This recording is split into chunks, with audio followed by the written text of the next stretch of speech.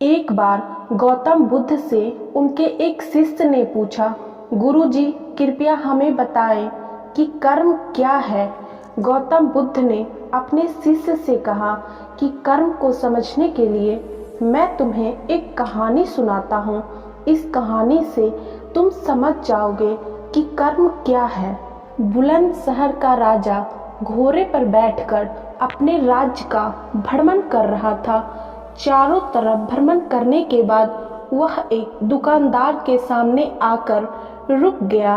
रुकने के बाद राजा ने अपने मंत्री से कहा कि मंत्री जी, मालूम नहीं क्यों लेकिन लगता है कि इस दुकानदार के लिए कल ही फांसी की सजा सुना दूं, इसे मृत्यु दंड दे दूं।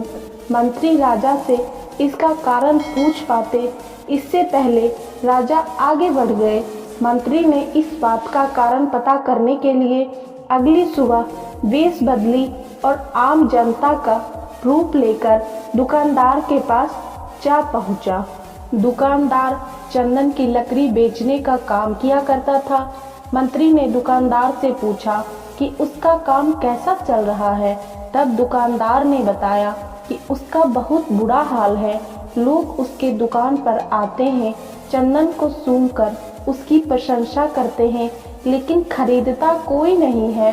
मैं सिर्फ इसी का इंतजार में बैठा हूँ कि कब हमारे राज्य के राजा की मृत्यु हो और उनके अंत्येष्टि में मुझसे बहुत सारे चंदन की लकड़ी खरीदी जाए और शायद वहाँ से मेरे व्यापार में बढ़ोतरी होनी शुरू हो जाए। मंत्री को सारी बात समझ आ गई कि यही वह नकारात्मक विचार है जिसने राजा के मन को भी नकारात्मक किया है। वह मंत्री बहुत बुद्धिमान था। वह बोला कि मैं आपसे थोड़ी चंदन की लकड़ियां खरीदना चाहता हूँ। यह सुनकर दुकानदार बहुत खुश हुआ और उसने सोचा कि चलो कुछ तो बिका। उसने चंदन की लकड़ी को कागज से लपेटा और अच्छी तरह पैकिंग करके वह लकड़ी मंत्री को दे दी। मंत्री अगली सुबह चंदन की लकड़ी लेकर राजा के दरबार में पहुंचे और राजा से कहा कि महाराज, वह जो दुकानदार है उसने आपके लिए तोहफे के रूप में चंदन की लकड़ी भेजी है। यह सुनते ही राजा बहुत खुश हुए और मन ही मन सोचने लगे कि मैं बेकार में ही उस दुकानदार के बारे में गलत सोच रहा था। उसने चंदन की लकड़ी को हाथ में लिया और उसमें बहुत अच्छी सुगंध आ रही थी। राजा इससे बहुत ही खुश हुए और उसने दुकानदार के लिए मंत्री के हाथों सोने के सिक्के भिजवाए। उसी आम जनता का रूप लेकर अगले दिन मंत्री सोने के सिक्के के साथ दुकानदार के पास पहुंचा। दुकानदार बहुत खुश हुआ। उसने सोचा कि मैं राजा के लिए कितनी गलत बातें सोचा करता था। राजा तो बड़े ही दयालु हैं। यह कहानी जब खत्म हुई तब गौतम बुद्ध ने अपने शिष्यों से पूछा कि अब आप बताएं कि कर्म क्या है। शिष्यों ने उत्तर देते हुए कहा कि हमारे शब्द ही हमारे कर्म हैं।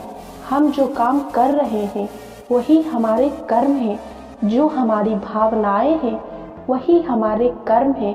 गौतम बुद्ध ने सभी शिष्यों के जवाब सुनने के बाद कहा, आपके विचार ही आपके कर्म हैं।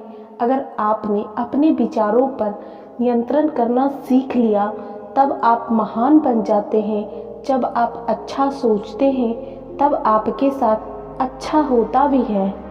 आखिर इस कहानी के अंत में हमें यही पता चलता है कि हमारे विचार ही हमें अच्छा और बुरा बनाते हैं।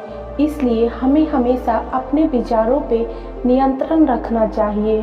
दोस्तों, अगर आप लोग गौतम बुद्ध से जुड़ी हुई कहानी या फिर मोटिवेशनल कहानी सुनना चाहते हैं तो आप उसके लिए हमारे चैनल को सब्सक्राइब करके बेल नोटिफिकेशन जरूर प्रेस कर लें, ताकि इस तरह की कोई भी कहानी जब भी हमारे चैनल पे अपलोड होगी उसका नोटिफिकेशन सबसे पहले आपको मिल जाएगा।